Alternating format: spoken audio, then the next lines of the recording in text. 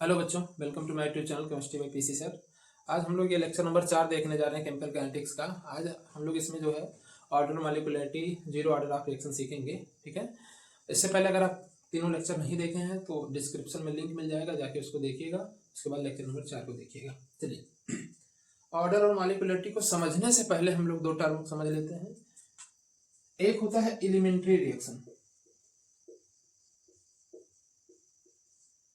एक क्या होता है एलिमेंट्री रिएक्शन। ठीक है, इसको हम लोग सरल अभिक्रिया भी कह सकते हैं। क्या कह सकते हैं? सरल अभिक्रिया। ये क्या होता है, बस आपको टर्म ये समझना है कि एलिमेंट्री रिएक्शन होता क्या है। तो एलिमेंट्री रिएक्शन क्या होता है? ऐसा रिएक्शन जो एक ही स्टेप में कंप्लीट हो जाए। ऐसा रिएक्शन जो क्या हो, एक ही स्टेप में क्या हो जाए, कंप्लीट हो जाए। भाई उसको होने के लिए कई स्टेप ना लगे। हमने रिएक्टेंट लिया, वो सीधा प्रोडक्ट में बदल गया। फॉर एग्जाम्पल, अगर हमने ए को लिया, वो सीधा सीधा उसको प्रोडक्ट में कन्वर्ट कर दे। ठीक है, क्या करें, उसको प्रोडक्ट में कन्वर्ट कर दे। तो एलिमेंट्री रिएक्शन सरल अभिक्रिया का मतलब कि जो वन स्टेप में कंप्लीट हो। इसमें कंप्लीट हो, complete in one step is called elementary reaction. बताइए क्या दिक्कत है? सरल अभिक्रिया वह अभिक्रिया होती है जो एक ही स्टेप में कंप्लीट हो जाती है, एक ही पद में कंप्लीट हो जाती है। ठीक है, इतनी बात होगी। इसके बाद आता है complex reaction. Complex reaction, complex reaction क्या होता है? जिसको हम लोग कहते हैं जटिल अभिक्रिया। जिसको क्या कहते हैं? जटिल अभिक्रिया। जटिल अभिक्रिया, जटिल अभिक्रिया, जिसको होने में कई स्टेप, जो कई स्टेप में कंप्लीट हो। जटिल रिएक्शन क्या होते हैं? जो कई स्टेप में कंप्लीट हो, एक स्टेप में नहीं कंप्लीट हो। जैसे फॉर एग्जांपल, अगर हमको सोडियम से NaCl बनाना है, हमें क्या बनाना है? NaCl बनाना है। तो हम लोग इसके लिए एक प्रोसेस पढ़े होंगे आप लोगों ने, बॉर्न हाइबर साइकिल, है ना? Born Haber cycle. बताइए, इसको अगर समझा जाए सही ढंग से तो आप लोग देखते हैं कि पहले सोडियम क्या करता है, अपना एक इलेक्ट्रॉन निकालता है। हम लोग आयोनाइजेशन एनर्जी वहां पे लगाते हैं, है ना? फिर डिसोसिएशन एनर्जी लगाते हैं सेल के लिए। फिर क्या करते हैं, दोनों को आपस में कंबाइन करके फिर लैटिस एनर्जी। इसको कंप्लीट होने में कई स्टेप लगते हैं अगर समझा जाए तो, है ना? या कई आपने ऐसे देखा होगा, कई ऑर्गेनिक वाले रिएक्शन है। तमाम ऐसे ऑर्गेनिक रिएक्शन आते हैं जो एक स्टेप में नहीं कंप्लीट होते, जिनको होने के लिए कई स्टेप लगते हैं। बोलो, जिनको होने के लिए क्या होते हैं, कई स्टेप लगते हैं, उनको हम लोग कहते हैं कॉम्प्लेक्स रिएक्शन या जटिल अभिक्रिया। ठीक है, तो कॉम्प्लेक्स रिएक्शन क्या होता है? ऐसा रिएक्शन जिसको होने में कई स्टेप लगे, है ना? तो एक स्टेप में कंप्लीट ना हो, उसको हम लोग क्या कहते हैं? उसको हम लोग कहते हैं कॉम्प्लेक्स रिएक्शन। उसको हम लोग क्या कहते हैं? उसको हम लोग कहते हैं कॉम्प्लेक्स रिएक्शन, जटिल अभिक्रिया। बोलिए, इतनी बात समझ में आती है? एलिमेंट्री रिएक्शन जो एक ही स्टेप में कंप्लीट हो जाए। कॉम्प्लेक्स रिएक्शन जिसको कंप्लीट होने में कई स्टेप लगे, उसको हम लोग कॉम्प्लेक्स रिएक्शन कहते हैं, है ना? बोलते नहीं भाई, बड़ा कॉम्प्लेक्स बना दिया आपने, बड़ा कॉम्प्लिकेटेड है ये चीज, बड़ा मतलब ये है कि जो एक ही बहुत आसान ना हो, जिसको होने में कई स्टेप लगे, उसको हम लोग कॉम्प्लेक्स रिएक्शन कहते हैं। आई होप इतनी बात आपके समझ में आई हो। ठीक है, अगर इतनी बात समझ में आई है तो आगे बढ़ते हैं। आगे बढ़ते हैं, चलिए। अच्छा, एक बात और जानिए, तो कॉम्प्लेक्स रिएक्शन होता है, कॉम्प्लेक्स रिएक्शन होता है वो, जैसे मान लीजिए मैं क्या कह रहा हूं, मैं ये कह रहा हूं कि यहाँ R है, R सीधा कन्वर्ट हो रहा है P में, है ना? तो ये एक स्टेप में अगर हो जाएगा तो इसको हम लोग एलिमेंट्री रिएक्शन बोलेंगे। क्या बोलेंगे? एलिमेंट्री रिएक्शन बोलेंगे, सरल अभिक्रिया बोलेंगे। लेकिन यही को, इसी को होने में मान लीजिए R पहले क्या हो, R कन्वर्ट हो Q में, Q कन्वर्ट हो A में, है ना? A कन्वर्ट हो B में, B कन्वर्ट हो P में। इसको होने में कई स्टेप लग रहे हैं, तो इसको हम लोग बोलेंगे कॉम्प्लेक्स रिएक्शन। क्या बोलेंगे? Complex reaction. बोलो भाई, इतनी बात समझ में आती है? अच्छा, इसमें ऐसा होगा कि कई स्टेप, जैसे मान लीजिए स्टेप नंबर 1 हो गया, ये स्टेप नंबर 2, ये स्टेप नंबर 3। तो ऐसा भी हो सकता है कि कोई स्टेप बहुत तेजी से हो जाए, और एक स्टेप ऐसा होगा जो स्लो होगा, एक स्टेप ऐसा होगा जो मीडियम में होगा, है ना? तो इसमें जो स्लो स्टेप होगा, जो इसको होने में टाइम लगेगा, स्लो स्टेप होगा, वो RDS होगा, रेट डिटरमाइनिंग स्टेप। वही अभिक्रिया की दर को निर्धारित करेगा। वही क्या करेगा? अभिक्रिया की रेट को निर्धारित करेगा। समझ में आ रही बात? वो क्या होगा? RDS। जो स्लो स्टेप होगा वही क्या होगा? RDS होगा। ठीक है, कोई डाउट इतने में? अगर नहीं है तो फिर आगे बढ़ते हैं। ठीक है, चलिए अब बात करते हैं मॉलिक्यूलरिटी और ऑर्डर की। उसके बाद जीरो ऑर्डर ऑफ रिएक्शन इस लेक्चर में देखेंगे, है ना? चलिए, पहले बात करते हैं मॉलिक्यूलरिटी की। मॉलिक्यूलरिटी, तो इसको आणविकता भी कहा जाता है, इसको हिंदी में क्या कहते हैं, आणविकता, मॉलिक्युलरिटी। मॉलिक्युलरिटी है क्या? मॉलिक्युलरिटी है किसी भी रिएक्शन में अणुओं की संख्या है, numbers of molecule in A reaction, वो भी किसके, रिएक्टेंट के, ध्यान रखिएगा, किसके नंबर्स ऑफ मॉलिक्यूल, रिएक्टेंट के, है ना, numbers of molecules of reactant in a reactions is called molecularity. फिर से सुनिए, किसी भी रासायनिक क्रिया में जो अणुओं की संख्या होती है, अभिकारक के जो अणुओं की संख्या होती है, उसी को हम लोग मॉलिक्युलरिटी या आणविकता कहते हैं। जैसे समझिएगा, हमने कह दिया कि 2HI convert into H2 plus I2, H2 plus I2, 2HI convert H2 plus I2। तो मुझे बताइए इसमें कितने रिएक्टेंट ऐसे हैं जिसने पार्टिसिपेट किया है? तो आपको दिख रहा होगा कि ये हैं 2 मॉलिक्यूल, कितने हैं, 2 मॉलिक्यूल। तो इसकी आणविकता कितनी होगी, इसकी आणविकता होगी 2। बताइए क्या दिक्कत है इसको समझने में? आणविकता का मतलब क्या है भाई? आणविकता का मतलब होता है नंबर्स ऑफ मॉलिक्यूल, कितने मॉलिक्यूलों ने उस रासायनिक प्रक्रिया में पार्टिसिपेट किया है ना। रिएक्टेंट की बात होगी, प्रोडक्ट की बात मैं नहीं कर रहा हूँ कि कितना प्रोडक्ट बन रहा है, इसकी बात मैं नहीं कर रहा हूँ, मैं इसकी बात कर रहा हूँ कि कितने रिएक्टेंट हैं उसमें, कितने रिएक्टेंट हैं उसमें जो क्या कर रहे हैं कि पार्टिसिपेट कर रहे हैं पूरे रिएक्शन को कंप्लीट करने में, ठीक है, उसी को उसकी आणविकता कहते हैं। आणविकता क्या है? किसी भी रासायनिक अपक्रिया में अभिकारक के अणुओं की संख्या है, अभिकारक के अणुओं की क्या है, संख्या है, ठीक है। चलिए इसके बाद देखिए, मान लीजिए और देख लीजिए एक आध एग्जाम्पल। जैसे मान लीजिए मैंने कहा 2A3B कन्वर्ट हो रहा है 5D में, मान लीजिए मैंने कह दिया, तो इसकी मॉलिक्युलरिटी कितनी होगी? आप कहेंगे सर 5 होगी, क्यों? क्योंकि 3 + 2 कितना होगा, 5 होगा, 3 + 2 क्या होगा, 5 होगा। तो आणविकता का मतलब समझ में आया, मॉलिक्युलरिटी का मतलब समझ में आया। मॉलिक्युलरिटी का मतलब हो गया कि numbers of molecule, numbers of molecule, है ना, अणुओं की संख्या। कौन से अणु की संख्या? रिएक्टेंट के अणु की संख्या, है ना, अभिकारक के अणुओं की संख्या, numbers of molecules of reactant. तो ये क्या होगी, मॉलिक्युलरिटी होगी, ये क्या होगी, आणविकता होगी। बोले इतनी बात समझ में आती है? अभी आणविकता, अच्छा एक बात बताइए, जरा सोच के बताइएगा कि क्या मॉलिक्युलरिटी 0 हो सकता है? हम कभी भी रिएक्टेंट को 0 ले सकते हैं क्या? बोलो, कभी नहीं ले सकते, क्योंकि जब रिएक्टेंट ही 0 हो जाएगा तो रिएक्शन होगा कैसे? रिएक्शन तो होगा ही नहीं फिर, है ना। तो इसका मतलब रिएक्टेंट जो मॉलिक्युलरिटी होती है वो 0 नहीं हो सकती। दूसरी बात, क्या इसके सामने कभी आपने माइनस लगा हुआ देखा है, या ऋणात्मक हो सकता है? बोलो, तो ना तो 0 हो सकता है, ना तो क्या हो सकता है, नेगेटिवली हो सकता है ना। मतलब ये है कि मॉलिक्युलरिटी कभी भी 0 ऋणात्मक नहीं हो सकता, मॉलिक्युलरिटी कभी भी 0 और ऋणात्मक नहीं हो सकता है। बोलो इतनी बात समझ में आ रही है? बोलो। अच्छा, एक बहुत इंपॉर्टेंट बात यह है कि मॉलिक्युलरिटी जो होता है वो हम लोग किसके लिए बताते हैं? वो हम लोग बताते हैं एलिमेंट्री रिएक्शन के लिए। किसके लिए बताते हैं?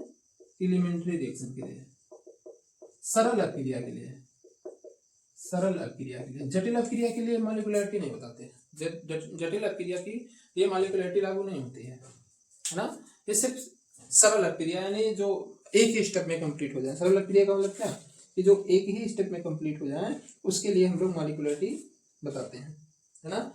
तो मैंने क्या बताया, मैंने बताया कि मॉलिक्युलरिटी अभिकारक के अणुओं की संख्या है। किसी भी रिएक्शन में, कोई भी रिएक्शन हो रहा है तो उसके लिए अभिकारक अणुओं की संख्या क्या है, मॉलिक्युलरिटी है। मॉलिक्युलरिटी 0, नेगेटिव और फ्रैक्शनल नहीं हो सकता, मतलब ना तो 0 हो सकता है, ना तो ऋणात्मक हो सकता है, ना तो भिन्नात्मक हो सकता है।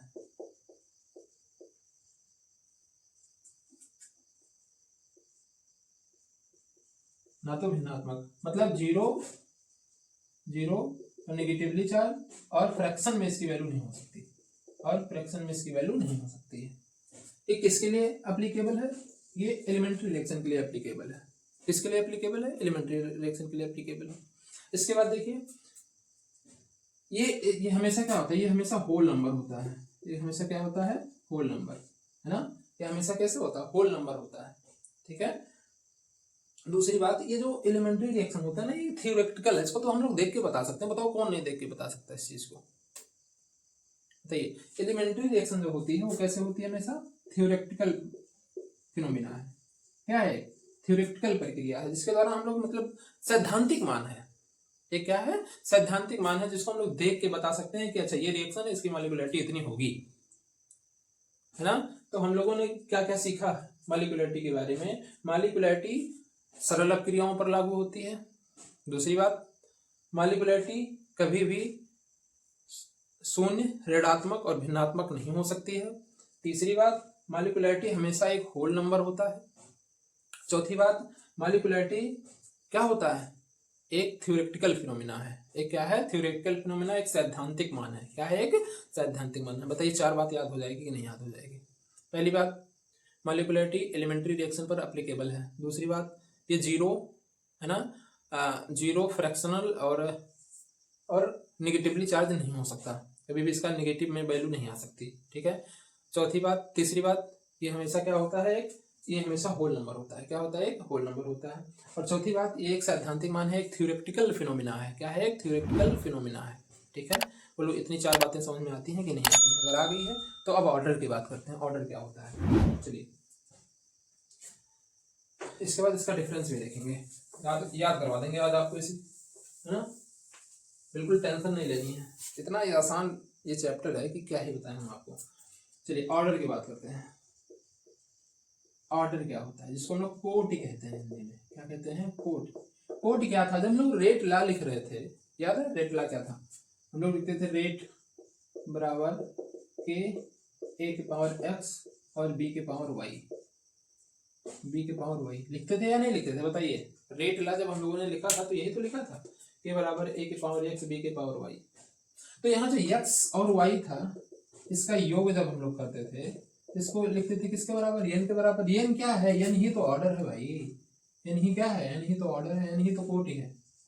इसका मतलब हम लोग ये बात कह सकते हैं कि जब भी हम लोग जो अपक्रिया का रेट लॉ होता है, जब उसमें उसको लिखते हैं तो जो रिएक्टेंट होता है उसके कंसंट्रेशन के पावर का योग ही क्या होता है, ऑर्डर होता है।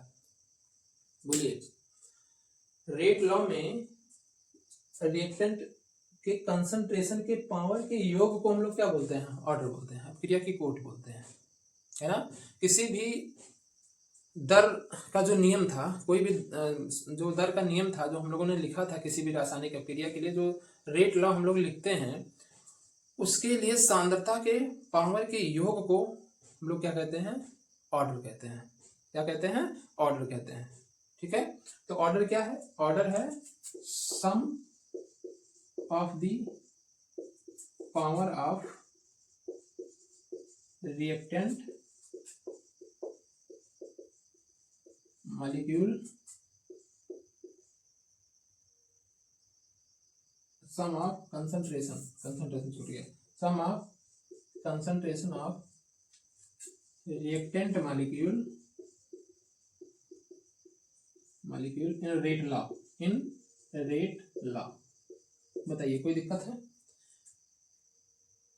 ना। तो कुछ है नहीं भाई, इसी x प्लस वाई की वैल्यू को हम लोग क्या बोलते हैं, ऑर्डर बोलते हैं। क्या बोलते हैं, ऑर्डर बोलते हैं। तो पहली बात, डेफिनेशन आपको आई होप क्लियर हो गया।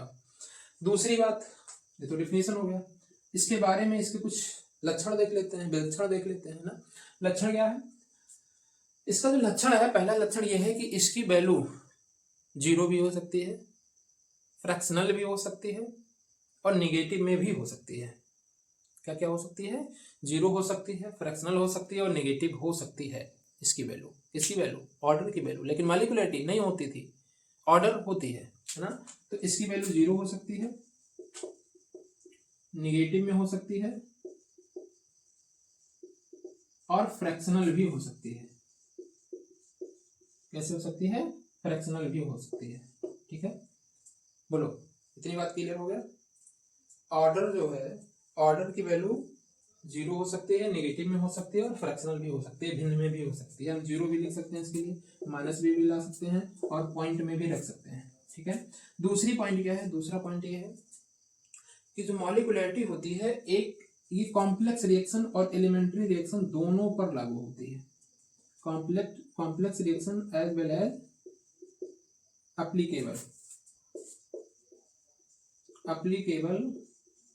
applicable on complex reaction as well as elementary reaction।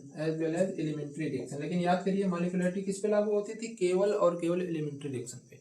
लेकिन ऑर्डर के केस में ऐसा नहीं है। ये सरल अपक्रिया और जटिल अपक्रिया दोनों पे लागू होती है। लेकिन याद करिए, मैंने एक बात बताई थी कि कॉम्प्लेक्स रिएक्शन में एक स्टेप ऐसा होता है जो स्लो होता है, वो आरडीएस कहलाता है, रेट डिटरमाइनिंग स्टेप कहलाता है। वही उसी स्टेप में हम लोग जो है इसके ऑर्डर को बताते हैं। तो दूसरी बात कि ये सरल अपक्रिया और जटिल अपक्रिया दोनों पर क्या होती है, लागू होती है।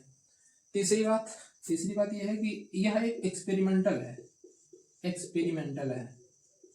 एक्सपेरिमेंटल फिनोमिना है, जिसको हम लोग एक्सपेरिमेंट से निर्धारित करेंगे, जिसको हम लोग प्रयोगों द्वारा पता करेंगे कि यहाँ किस रिएक्शन के ऑर्डर क्या होगा। लेकिन याद करिए, मॉलिक्यूलरिटी के बारे में हम लोग देख के बताते थे कि मॉलिक्यूलरिटी इसकी इतनी होगी। चौथी बात क्या है कि जो मॉलिक्यूलरिटी होता है, जो ऑर्डर होता है, और कोई पॉइंट छूट रहा है क्या? ऑर्डर क्या था? ऑर्डर होता है जो रिएक्शन, किसी भी रिएक्शन में जो रिएक्टेंट होते हैं उसके कंसंट्रेशन के पावर के योग को हम लोग क्या बोलते हैं, ऑर्डर बोलते हैं। तो एक पॉइंट तो आप ये भी लिख सकते हैं, है ना। फिर एक जरूरी नहीं है कि हमेशा ये क्या हो, होल नंबर में आए, है ना। जरूरी नहीं है कि ऑर्डर जो हो वो होल नंबर में ही रहे। जैसे मैंने एक पॉइंट आपको बताई थी कि मॉलिक्यूलरिटी हमेशा एक होल नंबर होती है, लेकिन ऑर्डर हमेशा होल नंबर नहीं होती है। उसकी वैल्यू आपका जो है पॉइंट में भी आ सकता है। जैसे मैंने बताया कि ये इसकी वैल्यू फ्रैक्शन में भी आ सकती है, इसकी वैल्यू नेगेटिव में भी आ सकती है। बोलो, तो अब क्या करना है आप लोगों को? अब अगर मैं आपसे कहूँ कि भाई इसका हमें जो है इनके बीच में हमें डिफरेंस लिख के बताइए, डिफरेंस क्या होगा, तो क्या आप लिख ले जाएंगे? अगर कोई दिक्कत है तो बताइए। याद रखिएगा, मैंने एक बात बताई थी कि अगर कॉम्प्लेक्स रिएक्शन है तो उसका जो स्लो स्टेप होगा, स्लो स्टेप, वही उसके ऑर्डर को बताएगा। वही उसके किसको बताएगा? ऑर्डर को बताएगा। ऑर्डर कौन सा स्टेप बताएगा? जो उसका स्लो स्टेप होगा, जो उसका क्या होगा, स्लो स्टेप होगा, वही उसके ऑर्डर को बताएगा। तो बताइए, इसमें भी तो कोई डाउट नहीं है ना? इसमें कोई डाउट नहीं है ना? इससे रिलेटेड सवाल आते हैं, तो इसलिए आप इससे भयभीत मत होइएगा। चलिए हम थोड़ा क्या करते हैं कि थोड़ा सा कंपेयर करा लेते हैं, ताकि आपको क्या हो कि डाउट ना हो, कोई भी चीज क्या हो, डाउट ना हो, है ना। दोनों पे डिफरेंस लिखना हो तो कैसे लिखेंगे? पहले तो आप डिफिनेशन ही चिपका दीजिएगा, है ना। पहला पॉइंट कि भाई ये अभिकारक के सांद्रता के घातों का योग है कोट। अपक्रिया की कोट क्या है? अगर हम एक तरफ ऑर्डर लिखें, एक तरफ मॉलिक्यूलरिटी लिखें, तो फटाफट मैं बोल रहा हूँ, आप लोग उसको दिमाग में सेट कर लीजिए। पहली बात कि जो कोट होता है वो सम होता है किसके? रिएक्टेंट के कंसंट्रेशन के पावर का योग होता है, सम होता है। मॉलिक्यूलरिटी क्या था? नंबर्स ऑफ मॉलिक्यूल इन ये रिएक्शंस। किसी भी रिएक्शन में अपक्रिया की अणुओं की संख्या थी, क्या थी? किसी भी अपक्रिया में अणुओं की संख्या जो होती है उसकी आणविकता होती है। दूसरा पॉइंट, ऑर्डर में मैंने बताया था कि इसका मान 0 भी हो सकता है, नेगेटिव भी हो सकता है और फ्रैक्शन में भी हो सकता है। लेकिन मॉलिक्यूलरिटी का मान कैन नॉट बी 0, है ना। ऑलवेज ही होल नंबर, हमेशा क्या होता है? एक होल नंबर होता है, कभी भी 0 नहीं होता है।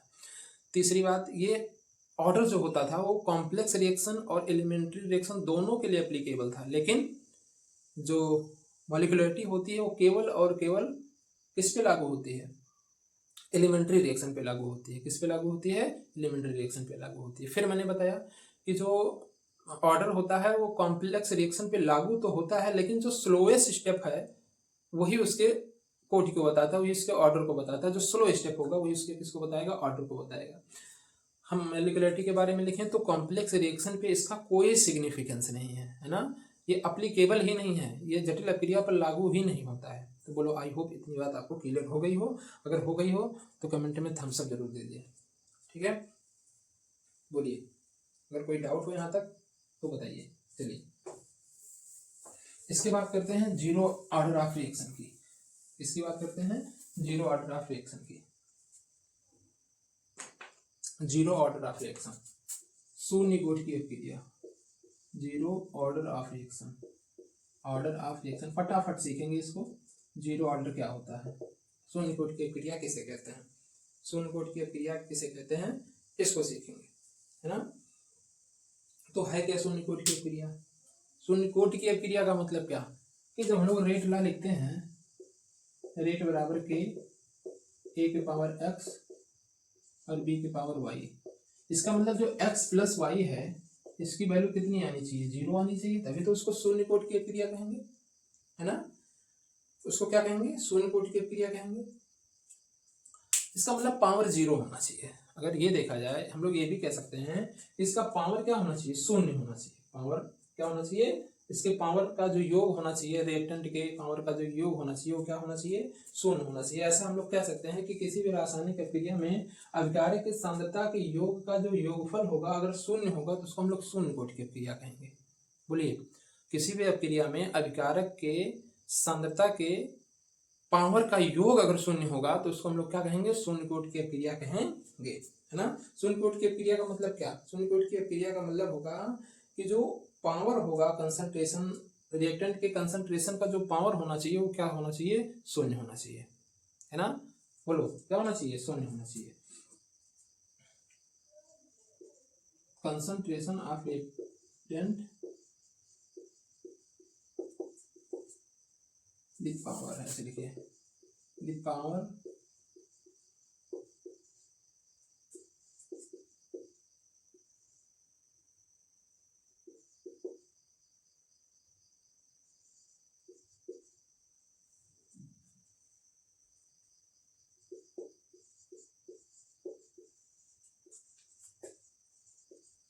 then reaction said to be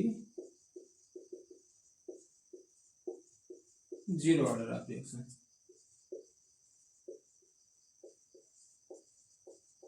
इसका मतलब अगर जो कंसंट्रेशन उसका पावर जो हो, उसका पावर क्या हो, शून्य हो, 0 हो, तो उस अपक्रिया को 0 कोटि की या शून्य कोटि की अपक्रिया कहा जा सकता है ना।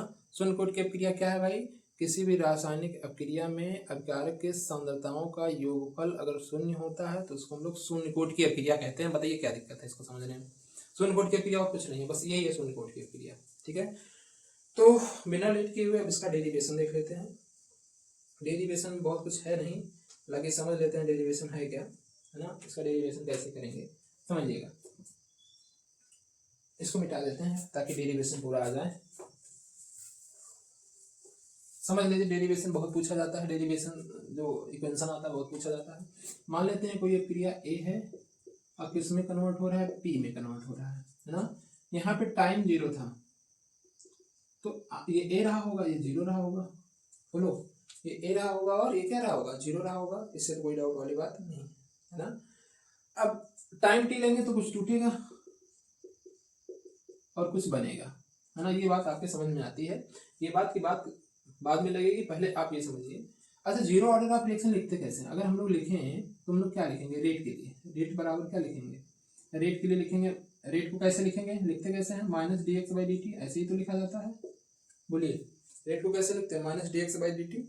डी एक्स क्या है, या कहीं कहीं D R by D T, minus D R by D T, या ए बाई डी टी। हमने ए लिया तो हम ए लिखते हैं, यहाँ आर लेंगे तो आर ले लेंगे, यहाँ जो लेंगे ए लेंगे ए लेंगे, कोई भी दिक्कत नहीं। एक्स लेना है एक्स ले लीजिए, आर लेना है आर ले लीजिए, जो मर्जी वो ले लीजिए। ये माइनस क्यों लगाया, क्योंकि अपकारक की सांद्रता में कमी आ रही थी, है ना। बराबर क्या लिखेंगे, के ए के पावर क्या लिखेंगे भैया, 0 लिखेंगे।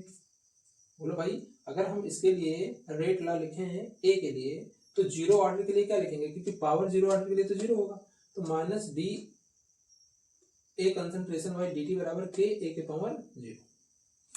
ए के पावर 0 का मतलब क्या, वैल्यू 1। किसी के पावर में अगर 0 आता है तो उसकी वैल्यू क्या हो जाती है, 1 हो जाती है। मतलब D A by D T बराबर के, बराबर क्या हो जाएगा, के हो जाएगा। अच्छा, इसको चाहो तो आप इसको इधर ले जा सकते हो डी टी को, तो क्या हो जाएगा, माइनस डी ए बराबर के इंटू में डी टी, इंटू में डी टी। बोलो, अच्छा दोनों साइड में अगर माइनस का गुणा करते हैं, दोनों साइड में माइनस का गुणा कर दीजिए, दोनों तरफ माइनस का गुणा करने पर क्या हो जाएगा, जैसे देखिए ये हो जाएगा डी ए, क्योंकि गुणा करने पर वैल्यू पॉजिटिव आ जाएगी, ये हो जाएगा माइनस के इंटू डी टी, क्या जाएगा, माइनस के इंटू डी टी। अब इसका क्या करिए, समाकलन कर दीजिए, इक्वेशन 1 मान लेते हैं, है ना। इक्वेशन 1 का क्या कर दीजिए, समाकलन कर दीजिए। समाकलन का मतलब इंटीग्रेशन, समाकलन का मतलब क्या, इंटीग्रेशन करने पर, इंटीग्रेशन करने पर क्या हो जाएगा, इसको लिखेंगे डी ए, क्योंकि ये कांस्टेंट है तो ये बाहर रहेगा, माइनस डी टी। बोलिए, इतनी बात समझ में आ रही है नहीं आ रही है? इतनी बात अगर समझ में आ रही है तो आपको एक बात मैं बता दूं कि अगर कहीं लिखा है समाकलन dx तो इसकी वैल्यू x होगी, है ना, क्योंकि इससे समाकलन से, डिफरेंशिएशन से और जो इंटीग्रेशन हो जाता है वो कैंसिल आउट हो जाता है। तो यहाँ पे भी वैसे लिखा हुआ, तो इसको क्या लिख सकते हैं? इसको लिख सकते हैं कंसंट्रेशन A, बोलिए कंसंट्रेशन A बराबर माइनस के, है ना, और इसको क्या लिखेंगे? इंटू में टी, है ना, बोलो कंसंट्रेशन A माइनस क्या लिखेंगे? KT। लेकिन याद रखिए कि हमने जब इसको हटाया है, इनको हटाया, तो हमको इसके लिए एक कांस्टेंट मानना पड़ेगा। उसके लिए मान लेते हैं I है। I क्या है? ये है समाकलन स्थिरांक। ये क्या है? समाकलन स्थिरांक है। समाकलन स्थिरांक इंटीग्रेशन कांस्टेंट है। क्या है? इंटीग्रेशन कांस्टेंट है। बोलो आई होप इतनी बात आपके समझ में आई हो। कोई डाउट हो तो बताइए। अब जरा समझिएगा कि अगर हम लोग टाइम को जीरो लेते हैं, ध्यान से समझिएगा, अभी इतने में कोई डाउट नहीं है। अगर टाइम को जीरो लेते हैं तो जो कंसंट्रेशन होता है वो ए था पहले, तो वो भी क्या होगा? ए जीरो हो जाएगा। ए जीरो का मतलब कि जब टाइम जीरो था तो उसकी प्रारंभिक सांद्रता है। ये क्या है? प्रारंभिक सांद्रता है। टाइम जीरो पर जो सांद्रता है उसी को हम लोग क्या बोलेंगे? इसका प्रारंभिक सांद्रता बोलेंगे। तो ये ए क्या हो जाएगा? ए जीरो में कन्वर्ट हो जाएगा। ए क्या होगा? ए जीरो में कन्वर्ट हो जाएगा। बोलिए, तो हम लोग ये इक्वेशन नंबर 2 मान लेते हैं। इसको क्या मान लेते हैं? Equation number 2। इसको इक्वेशन नंबर 2 मान लेते हैं। तो इक्वेशन नंबर 2 में इसकी वैल्यू अगर रखेंगे तो क्या आएगा? ए की जगह पे ए जीरो रख देंगे। ए की जगह पे क्या रख देंगे? ए जीरो रख देंगे। के तो के है ही, इसको रहने दीजिए। टी क्या था? टी तो यहाँ जीरो हो गया ना, क्योंकि टी बराबर हमने जीरो रखा है। आई है, आई रहने दीजिए। तो इसकी वैल्यू क्या होगी? इसकी वैल्यू तो जीरो होगी ना। बोलिए, इसकी वैल्यू क्या होगी? इसकी वैल्यू होगी जीरो। तो इसका मतलब हमारा क्या बचा? हमारा ये बचा कि ए जीरो बराबर आई के, मतलब आई की जगह पे हम लोग यहाँ ध्यान से देखिए, हम आई की जगह पे हम लोग ए को रख सकते हैं, है ना। Equation number 3, equation number 3। बोलो, इतनी बात समझ में आई? अगर इतनी बात समझ में आई है तो आगे देखिए। इक्वेशन नंबर 2 एंड 3 से, इक्वेशन नंबर 2 एंड 3 से क्या आएगा? ए कंसंट्रेशन ए था बराबर माइनस के इंटू में टी, और प्लस में क्या आ जाएगा? ए जीरो आ जाएगा। आई की जगह पे वैल्यू क्या हो जाएगी? ए जीरो हो जाएगी। बोलो, इसमें कोई डाउट? किसी को कोई दिक्कत? कंसंट्रेशन ए था, है ना, 1 से माइनस के टी, और प्लस में आई की जगह पे क्या आ जाएगा? ए आ जाएगा। एक हमारा ये बहुत बढ़िया जबरदस्त वाला इक्वेशन बन गया। जबरदस्त वाला क्या बन गया? इक्वेशन बन गया। अगर आप टी को उधर लाते हैं, ए को उधर ले जाते हैं, तो आपका जो है ये वैल्यू निकल जाएगा। चलिए हम ऊपर लिख देते हैं कि इसका कोई मतलब नहीं था। इतना हम मिटा सकते हैं, इतना हम लोग मिटा सकते हैं, है ना। चलिए, क्या निकाल दिया हमने? निकाल दिया ए बराबर माइनस के टी प्लस ए जीरो। अगर हम लोग के टी को उधर लेके आए तो माइनस खत्म हो जाएगा, यानी के टी बराबर अगर हम लिखें तो क्या लिख सकते हैं? अच्छा, ये इधर जाएगा तो माइनस में हो जाएगा, वो उधर जाएगा तो किस में हो जाएगा? माइनस में हो जाएगा। यानी आर जीरो और माइनस में ओ, आर जीरो में लिखेंगे ए जीरो और माइनस में ए, क्योंकि ये इधर जाएगा तो माइनस में हो जाएगा, इधर आएगा तो प्लस में हो जाएगा। अच्छा, टी को अगर नीचे लेकर चले जाए तो हमारी वैल्यू ये आ जाएगी। हमारी वैल्यू क्या आ जाएगी? ए आ जाएगी। इसमें ए क्या है? ए जीरो क्या है? इनिशियल कंसंट्रेशन, प्रारंभ में सांद्रता। जब टी जीरो था तब उसकी सांद्रता क्या थी? ये क्या है? ये कुछ टाइम के बाद की सांद्रता है ना, कुछ टाइम के बाद की सांद्रता। टी क्या है? टाइम है। के क्या है? रेट कांस्टेंट है। के क्या है? रेट कांस्टेंट है ना। इसी को कहीं कहीं हम लोग क्या लिखते हैं? के बराबर एक्स बाई टी, के बराबर एक्स बाई टी इसको लिखा जाता है। एक्स की जगह पे हम लोग ए जीरो माइनस ए की जगह पे क्या रखते हैं? ए एक्स को रखते हैं। क्या रखते हैं? एक्स को रखते हैं, है ना। क्यों? क्योंकि ये भाई है तो कंसंट्रेशन ही ना, इसको कंसंट्रेशन बाई टाइम लिख सकते हैं, इसको कंसंट्रेशन बाई टाइम लिख सकते हैं, या एक्स बराबर के इंटू टी लिख सकते हैं। एक्स बराबर क्या लिख सकते हैं? के इंटू टी लिख सकते हैं। बताइए, कोई डाउट हो इसमें तो बताइए, अगर आपको कोई समस्या हो। है कोई समस्या इतना समझने में? हाँ, बोलिए। पहले क्या करेंगे? पहले इसके लिए रेट ला लिखेंगे। रेट ला लिखने के बाद क्या करेंगे? हम लोगों ने डी टी को उधर कर दिया, है ना, D A minus D A बराबर के इंटू डी टी कर दिया, दोनों साइड में गुणा माइनस का गुणा किया तो डी ए बराबर माइनस के डी टी हो गया, है ना। इसका समाकलन किया तो समाकलन करने पर क्या होता है कि हमारा समाकलन से डिफरेंशिएशन से इंटीग्रेशन कैंसिल आउट हो जाता है, तो ए बचा के टी बचा, इसके लिए कांस्टेंट माना जिसको समाकलन कांस्टेंट कहेंगे। वैल्यू ले जाके रखेंगे तो टी बराबर 0 पर जो कंसंट्रेशन होगा वो A0 हो जाएगा, इसको हम प्रारंभिक सांद्रता बोलते हैं। वैल्यू रखने पर I बराबर A0 आ जाएगा, इक्वेशन 2 और 3 से A बराबर माइनस के टी A0 आ जाएगा। इसका जो हम लोग अरेंज करेंगे तो K बराबर A0 माइनस A बटा टी, या इसी को K बराबर x बाई टी लिख सकते हैं, या तो बराबर K इंटू टी लिख सकते हैं। बोलिए इसमें कोई दिक्कत, कोई समस्या अगर है तो बताइए, अगर नहीं है तो बहुत अच्छी बात है, थम्स अप दीजिएगा, है ना। अब क्या करते हैं कि इसके लिए इतना आप लोग लिख लीजिए, उसके बाद क्या करते हैं इसके लिए हम लोग वो ग्राफ बना लेते हैं फटाफट। अगर ग्राफ बनाएं तो क्या बनेगा, इसके लिए क्या करते हैं ग्राफ बना लेते हैं। ग्राफ के लिए जरा देखिएगा, एक ही फंक्शन अभी हमने आपके लिए लिखा था, ये ए बराबर ग्राफ, ऐसे graph for zero order of reaction, for zero order of reaction, zero order of reaction, order of reaction, zero order of reaction के लिए ग्राफ क्या होगा, एक इक्वेशन आया था ना, ए बराबर concentration A equal to minus k t plus A0। अच्छा यहाँ आर भी हो सकता है एक ही जगह पे भाई, यहाँ मैं आर भी रख सकता हूँ, के बराबर R0 माइनस आर बटे टी, आप कुछ भी रखिए, है ना, उससे कोई डाउट वाली बात नहीं है यहाँ पे, है ना। इससे मत डाउट करिएगा कि हमारी किताब में तो आर लिखा था, मास्टर गलत पढ़ा दिया, नहीं मास्टर ने गलत पढ़ाया है ना, अलग अलग किताबों में अलग अलग है, मास्टर गरियाने में आप लोग आगे रहते हैं। चलिए इसके लिए हम लोग ग्राफ खींचेंगे, तो एक हमारा स्ट्रेट लाइन का ग्राफ होता है जिसको हम लोग बोलते हैं y बराबर एम एक्स प्लस सी, वाई बराबर एम एक्स प्लस सी, है ना। सी क्या है, सी है इंटरसेप्ट, है ना।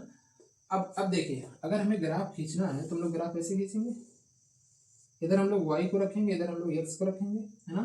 तो a y की जगह पे कौन है, y की जगह पे a है, y की जगह पे कौन है, a है ना। हम लोग कंसंट्रेशन और टाइम के बीच में ग्राफ खींच रहे हैं, किसके बीच में, कंसंट्रेशन और टाइम के बीच में, versus time, concentration versus time. अब आप यहाँ से किसी का भी ग्राफ खींच सकते हैं, मैं सिखा रहा हूँ, देखिएगा पहला ग्राफ हम लोग खींच रहे हैं, तो y की जगह पे हमने ये रखा, x की जगह पे हमारा t है, x की जगह पे हमारा क्या है, t है ना, x की जगह पे क्या है, t है। इंटरसेप्ट अगर है तो वैल्यू हमारी यहाँ से नहीं, यहाँ कहीं से स्टार्ट होगी, मतलब यहाँ पॉइंट से नहीं शुरू होगी। अगर इंटरसेप्ट की जगह पे कुछ लिखा हुआ है तो हमारा पॉइंट से नहीं शुरू होगा, थोड़ा सा ऊपर उठ के शुरू होगा। तो मान लेते हैं हमारा यहाँ से शुरू हो रहा है, हम यहाँ से भी शुरू कर सकते थे, यहाँ से भी शुरू कर रहे हैं, ये डिसाइड कौन करेगा, ये m डिसाइड करेगा, स्लोप डिसाइड करेगा, इसको स्लोप बोलते हैं, क्या बोलते हैं, स्लोप, ढाल। तो ढाल हमारा ऋणात्मक है ना, तो ऋणात्मक का मतलब नीचे जाएगा, तो हम लोग यहाँ से शुरू करेंगे, यहाँ से क्या करेंगे, शुरू करेंगे। ये देखिए ये हमारा ग्राफ हो गया, जहाँ पे इतनी वैल्यू क्या है, इतनी वैल्यू है हमारी A0, क्या है A0, इसी को बोला जाता है इंटरसेप्ट, इंटरसेप्ट। ढाल हमारा क्या है, ढाल हमारा है माइनस के, नीचे जा रहा है ना, तो मतलब माइनस है तो इसलिए नीचे जा रहा है। और स्लोप क्या है, स्लोप हमारा यही, स्लोप बराबर क्या, माइनस के का, है ना, माइनस के का। अच्छा हम पूछते कि प्रारंभिक सांद्रता और टाइम के बीच में ग्राफ कैसी, तो आप इसको इधर ले जाते हैं, आप इसको इधर ले जाते हैं, है ना। आप इससे इसी इक्वेशन, इसलिए मैंने कहा था ये इक्वेशन इतना इंपॉर्टेंट है कि इसकी आप कल्पना भी नहीं कर सकते। इससे कोई भी graph zero order of reaction का पूछेगा आप फटाफट बता देंगे, आप क्या करेंगे, फटाफट बता देंगे, है ना। तो इसमें कोई डाउट है इस स्लोप को बनाने में, देखिए कितना आसान स्लोप था। निगेटिव क्यों हुआ, क्योंकि हम माइनस लिखा था तो नीचे जाएगा। अच्छा ये अगर प्लस में होता, यहाँ कुछ ना लिखा होता, तो हम लोग इधर से ऊपर लेके जाते, इधर से क्या करते, ऊपर थोड़ा सा छोड़ के हमको, क्योंकि इंटरसेप्ट दिया है तो हमको छोड़कर इतनी वैल्यू हमें क्या करनी पड़ेगी, ग्राफ खींचनी पड़ेगी, ठीक है। नीचे बनाया क्योंकि के माइनस में था, ठीक है। तो ग्राफ समझ में आ गया हो तो फटाफट क्या करते हैं कि हम लोग हाफ लाइफ टाइम निकाल लेते हैं ताकि ये कंप्लीट हो जाए, जीरो ऑर्डर ऑफ रिएक्शन। चलिए half life time for zero order of reaction, half life time for zero order of reaction. अर्धायुकाल, अर्धायुकाल क्या है, जब किसी भी टाइम को आधा करने पर उसका कंसंट्रेशन भी क्या हो जाए, आधा हो जाए, है ना। टाइम आधा करने पर कंसंट्रेशन भी अगर आधा हो जाए तो उसको अर्ध आयुकाल कहते हैं। इसका मतलब कि हमने क्या निकाला था, के बराबर एक्स बाई टी ना, ये तो क्वेश्चन बना था हमारा, के बराबर एक्स बाई टी निकला था। इसका मतलब हम लोग टाइम को आधा कर रहे हैं, टाइम को 1/2 कर रहे हैं, तो हमारा कंसंट्रेशन भी क्या हो जाएगा, x/2 हो जाएगा कि नहीं हो जाएगा। अगर टाइम को आधा करेंगे तो हमारा कंसंट्रेशन भी क्या हो जाएगा, आधा हो जाएगा। तो क्या कर सकते हैं, k बराबर x को हमने क्या कर दिया, आधा कर दिया है ना, x को क्या कर दिया, आधा कर दिया, और यहाँ t है, t को भी क्या कर दिया, अच्छा निकालना हमें t हाफ है, तो t हाफ को इधर ले आते हैं, इसको इधर ले आते हैं, t हाफ हो जाएगा, ये तो नीचे ही आ रहा है ना, तो x बराबर क्या हो जाएगा, x बराबर 2k हो जाएगा, x बराबर क्या हो जाएगा, 2k हो जाएगा। इम्पोर्टेंट, बहुत इंपॉर्टेंट है ये भाई, मेरी बात समझिए कि टाइम को आधा करने पर कंसंट्रेशन भी क्या हो जाएगा, आधा हो जाएगा, वैल्यू यहाँ ले जाके रख देंगे, टी को इधर ले आइए क्योंकि आधा बार निकालना है, तो टी हाफ बराबर क्या हो जाएगा, क्योंकि x/2 लिखेंगे तो 2 तो नीचे ही रहेगा ना k के साथ में, तो x/2k हो जाएगा, x/2k हो जाएगा। x क्या है, x है कंसंट्रेशन, k क्या है, रेट कांस्टेंट, k क्या है, रेट कांस्टेंट, टी हाफ क्या है, half life time, half life time पर जीरो ऑर्डर ऑफ रिएक्शन, पर जीरो ऑर्डर ऑफ रिएक्शन है ना। यहाँ भी ये क्या था, कंसंट्रेशन, ये क्या था, टाइम क्या था, ये क्या था, रेट कांस्टेंट, ये क्या है, इनिशियल कंसंट्रेशन, इनिशियल प्रारंभिक सांद्रता है, ये क्या है, कुछ समय के बाद की सांद्रता है, टी क्या है, टाइम, टी क्या है, टाइम। ये सब टर्म आपको आने चाहिए, नहीं पता लगे कि सब कुछ याद होते हुए टर्म ही नहीं याद है तो सवाल कहाँ से लगेगा। आई होप आपको आज का वीडियो अच्छा लगा हो, हेल्पफुल लगा है, अगर लगा है तो लाइक शेयर दबा के कर दीजिए। उसके बाद जो है फिर नेक्स्ट वीडियो में फर्स्ट ऑर्डर ऑफ रिएक्शन सीखेंगे। तब तक के लिए धन्यवाद।